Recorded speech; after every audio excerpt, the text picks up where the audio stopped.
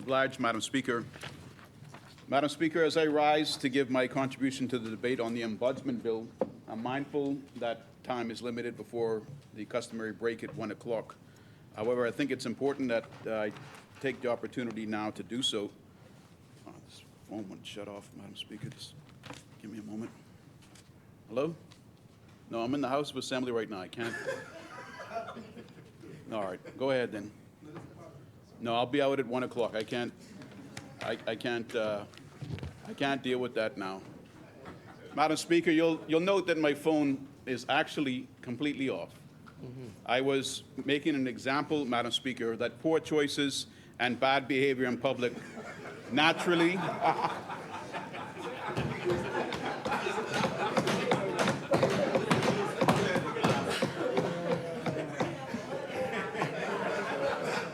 I am so glad. Madam Speaker, I was giving... Madam Speaker almost had you removed. Yes, Madam Speaker. And you would be right in taking that action, Madam Speaker. Debbie Bartlett on ZNS every night used to tell us that for every action there's an equal and positive reaction. Yes. And what I was demonstrating there is that the poor choices that people take and examples of bad behavior in public naturally captures the attention and demands correction, Madam Speaker. And where we find ourselves in the Commonwealth of the Bahamas right now is under a crisis in murders that are happening on all parts, Madam Speaker, Abaco included, all parts of New Providence included. There's just been a travel advisory by the U.S. Embassy, Madam Speaker, that's been issued today. U.S. Embassy, Nassau, the Bahamas, January 24th, 2024, security alert. Advises U.S. citizens to be aware that 18 murders have occurred in Nassau since the beginning of 2024. Murders have occurred at all hours, including broad daylight. On the streets, retaliatory gang violence has been the prime motive in 2024 murders. Actions to take, Madam Speaker, under this advisory, which all of the tourists coming to this country will now see, Madam Speaker, actions to take, exercise extreme caution in the eastern part of New Providence Island, Nassau. Use caution when walking or driving at night, Madam Speaker. Keep a low profile, Madam Speaker, and do not physically resist armed robbery. Madam Speaker, no one can quell the fact that we have a crime crisis occurring in our country right now. We have crime strategy plans presented by the government, crime strategy plans presented by the opposition. The effort to quell the crime crisis in this country with 18 murders, 17 reported to my knowledge by the press in the country for 2024, has turned, in my opinion, based on what I've seen today, to being a focus on the member from Marco City. Now, the attention given to Marco City is as a result of his proactive approach to addressing the crime issue in this country, raising the awareness, and speaking on behalf of the people of the Commonwealth of the Bahamas. Did I see any action by the government, any reaction by the government outside of the prayer breakfast? When we got to the point of the prayer breakfast, I think at that stage, we all knew the National Day of Prayer. We all knew that this crime issue needed the attention of the entire country. However, the murders continued after that, and the crime plans were slow to come or came after the leader of the opposition brought attention to it. No fault, Madam Speaker. The fact is, as I've seen here, all of the attention given to Marco City, as the former minister would say, dog don't bark at parked car. You know, so obviously, Madam Speaker, the member from Marco City is being effective in what he's doing. Madam Speaker, just that little attention back from the government side. And I heard someone say, just calm down, Everything is calm over there. You know, we're doing this in the plan. We're doing that in the plan. Oh, that really sounds like urban renewal, doesn't it? Oh, this sounds like urban renewal, doesn't it? If everything was hunky-dory like they want to paint, the people wouldn't have us in here agitating for this matter of murder to be addressed. They can't downplay, this government cannot downplay the severity of the situation that we're in, and it is highlighted now this morning by this U.S. advisory to its citizens. This should be an advisory that our Bahamian citizens should also receive. But let me tell you, I, as a member of parliament, I don't live in a gated community. I don't have 24-hour armed security. I don't ride around with somebody that's carrying a gun on them. I take my protection extremely seriously. When I'm at home, I get inside my home quickly. But, Madam Speaker, I'm at the 5-minute mark. I have 5 more minutes left. And if we look at where we are right now, I've not been keeping abreast with the social media reports and the news reports that may have transpired this morning, but we're at the 24th of January. The 23rd of January, SOE Street South Station, 17-year-old man shot point blank. I saw the video. The man walked from across the yard, Madam Speaker, as though he was just passing through, got up to the young person behind the pump. Gun must have been less than 2 feet away from his head or his body, and he pulled the trigger. The young man's body collapsed on the ground.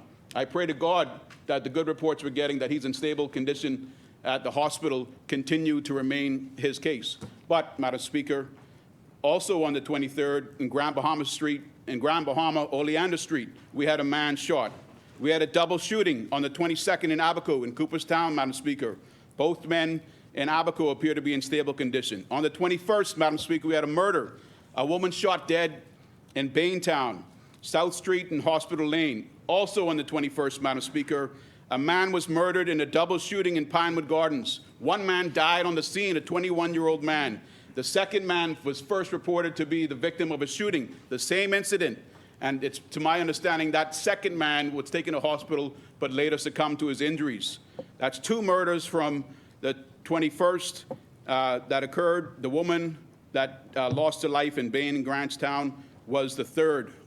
The 20th, we didn't see any incident. The 19th of January, a 40-year-old man was shot by Market Street and West End Avenue. On the 19th, the news reported in the Nassau Guardian that January murders doubled between this year and last year for the same period. So between January 1st and January 18th in 2023, there was 7 murders. Between January 1st and January 18th of 2024, there were 14 murders.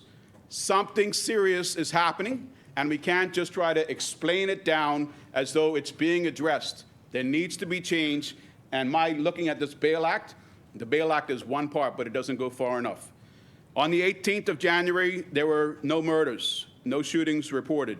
On the 17th, Jason Lamb at the intersection of Parkgate Road and Village Road. Village Road, on the eastern side of Village Road, is my constituency, St. Anne's, Madam Speaker. The murder of Jason Lamb in St. Anne's would make, by my recollection, the 4th murder in the St. Anne's constituency in less than 24 months, more like 16 months, Madam Speaker. I was hoping to have the exact data. A woman was shot in her driveway on Johnson Road. A man was shot in his driveway on Johnson Road in different incidents. I've heard from my constituency office this week that there have been police patrols up and down. Kelly Lane getting blocked off. The little park that we have under renovation in the back of the Johnson Road office, police cars are parking up there. Up and down, up and down. Murders are happening everywhere, Madam Speaker. On the 17th, Pine Yard Road, a man was shot. A man in his early 20s, Madam Speaker, was shot. On the 16th, Sion Davis in Dundas Town. He goes by an alias that many of the persons are probably calling off on the name now. He was murdered, Madam Speaker. On January 15th, we had the National Day of Prayer. On the 14th, no murders were reported. Friday, January 12th, Carmichael Road, there was a fight between 2 men. One man was stabbed multiple times in his neck, ran across the road, fell, collapsed, succumbed to his injuries. On the same day, on January 12th, the Tribune reported more people killed through January 11th than at any other time in over a decade, pulling the murder rate ahead of 2015, when at that time the record was 146. Wake up. We must wake up, Madam Speaker. And this government, this executive, has the greatest control over the resources of our tax-paying dollars. They have to act. I don't want to highlight the fact that I've seen people in zoos or I've seen people reclining in nice, easy boy chairs, or I've seen one of my members of my constituency in Africa, along with the member for Fox Hill. Why they're still in Africa, I don't know. I'd like to go one day. Maybe I'll get the government to pave my way as well. But really, there is a crisis happening here in the country, and all hands need to be on deck. No minister should be out of the country right now.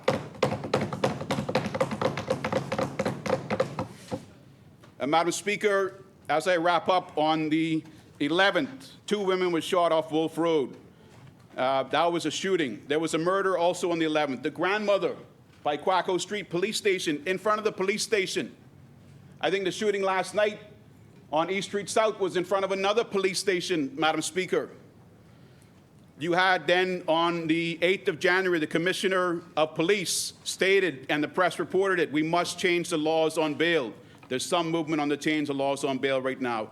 The 8th of January, murder of a 16-year-old girl, Davinique Gray, in her home. 11th grade student, Orm Bailey Park, Nassau Village. Is that not serious enough? Also on the 8th of January, man on steps on East Street South was shot multiple times to his upper torso, Madam Speaker. He collapsed head down going down the stairs. Madam Speaker, on the 7th, which was Friday, a man died from injuries to his head after an argument with another man off Carmichael Road. Also on Friday, at 8 p.m. in Nassau Village, a man shot several times at junction of Forbes Street and Alexandria Boulevard. Madam Speaker, the list continues. I'm just going to finish now. On the 3rd of January, 2 were murdered in broad daylight. The lady, Chateray Wells, a 27-year-old woman, and Dino Smith, shot right in front of our main thoroughfare on Prince Charles Drive, just west of Pinder's Tile, that intersection before Commonwealth Bank. Broad daylight. Children in the car had bullets that went through their vehicle. One boy was injured from the shattered glass, Madam Speaker. That was the wake-up call to the country. The murders haven't stopped.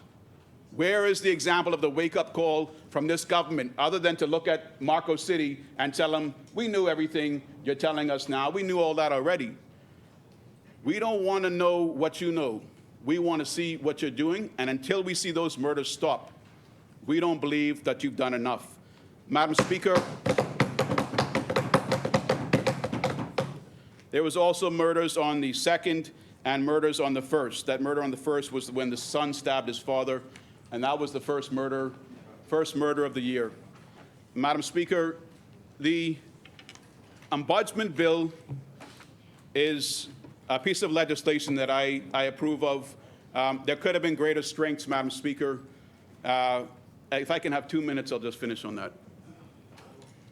The chair recognizes the honourable member for Freetown. Just wish to formally move that the House continues to sit after 1 p.m. Thank you, Honourable. Is there a seconder? Thank you, honourable members. It has been moved and seconded that the business of this House proceed beyond the 1 p.m. hour. As many are in favour, will remain seated. Those opposed will stand. Thank you very much. The motion is carried. The business of this House will proceed beyond the 1 p.m. hour. You may continue, Honourable. Thank you very much, Madam Speaker. The Ombudsman bill has my approval. There is a committee that will appoint the Ombudsman under the bill. There's qualifications for that Ombudsman to serve in the office. The Organization Responsible Government Org has done a comparative review of this tabled bill as well as the previously tabled bill under the FNM administration, as well as bills tabled and in place in other countries within our region. There is a report that they've given, Madam Speaker, and I'm going to ask that I be able to table that report so that it's in our records, so that this administration and future administrations can call upon it when the act is to be amended in the future, and we can be guided by it as we go forward. Now, Madam Speaker, I think that the Office of the Ombudsman serves a great purpose, but even though it's appointed by a committee, including the Prime Minister and the Leader of the Opposition, the Prime Minister is the only one who has the sole authority to call for the removal of an ombudsman. And while there are all of these investigative authorities, it is the Attorney General, in this case, the Senator, Honorable Senator Ryan Pinder, who has the ability to steer investigations away from certain things that he does not, as Attorney General, think should be investigated. Generally, matters of national security, but we've seen basic contracts, Madam Speaker, that have already, by this administration, been termed to be of a confidential, non-disclosure nature, so they can't disclose any of the facts. So while the office is going to be good, I don't think it's going to be that effective under this current administration, Madam Speaker. And I think that if you're ever going to be creating a body that's going to investigate, especially when complaints can come from persons incarcerated in prison, there is going to be a huge demand on this office, rendering it essentially incompetent unless it's staffed properly. And from what I've seen of very important departments like the Department of Physical Planning, where they're responsible for overseeing so many construction projects but have a limited amount of vehicles, a limited amount of manpower in the office, this office is going to be ineffective for the first few years at least, possibly even longer than that. But it's a start, and it has my support, Madam Speaker. I'm thankful for the time that you've given me and to my colleagues who have fasted a little longer than they generally would have. I'm here to work with you all and work with my leader, Michael C. Pintard, members of the opposition, in bringing this murder rise in serious crimes and generally crimes overall down in this great Commonwealth, Madam Speaker. It's a job that a matter now before my position that I take very seriously. I put my support behind the Minister of National Security, my former boss. I'm a bit conflicted from saying too much when he's the source of the information that begins, and also to the Prime Minister. But everybody's back in town now. Let's make sure that we don't set a new record in January. The current murder record in a single month is 22 murders. I know that is something that people are looking at saying, well, 18 or 17 is not that bad. The worst has been 22. Those aren't the world records we're looking to pass, Madam Speaker. Let's make sure we don't get close to 22. Let's make sure that we keep those men, those women, those children, those grandmothers alive for the remainder of this month and for the remainder of the year. Thank you very much. Thank you, Honourable Member. As many